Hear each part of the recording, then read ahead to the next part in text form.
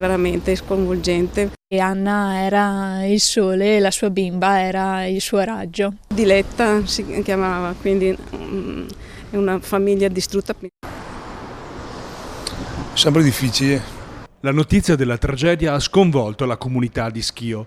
Qui era nata Anna Pieropan 29 anni fa e qui vivono ancora i suoi genitori, Roberta e Luigi. Mi metto un po' nei panni della famiglia, mi ho una che ne ha 17 e mi viene il panico. E proprio dai genitori si è subito recato il sindaco di Schio a portare conforto e solidarietà. Abbiamo portato giustamente anche la nostra vicinanza alla famiglia e messo a disposizione quello che possiamo fare anche per supporto psicologico per affrontare questo difficile momento. Con il sindaco anche l'assessore Barbara Corzato, che era stata compagna di studi di Anna. Anna era una persona solare, piena di vita e sempre disponibile nei confronti di tutti, una ragazza davvero dal cuore grande che si faceva in quattro per gli altri. Sì, una famiglia molto stimata, molto impegnata, ben voluta da tutti, erano impegnati nella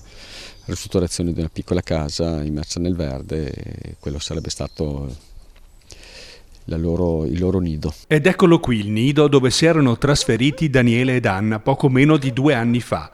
Stavano ristrutturando ancora con pazienza ed amore questo rustico tra i colli di Torreselle, frazione di Isola Vicentina.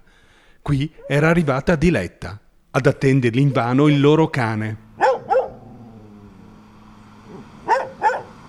Qui oggi il sindaco ha immediatamente comunicato a tutti la notizia. Stiamo valutando l'opportunità del lutto cittadino, che è comunque un sentimento di vicinanza che credo sia da valutare anche con la comunità di Sovizzo e di Schio, da cui i ragazzi erano originari. L'arrivo di questi giovani non era passato inosservato. Quando ho visto la coppia di Anna e Daniele ho visto una coppia felice, quelle per cui si può anche provare delle sana invidia. Devo dire che la loro è stata una storia come quella dei film.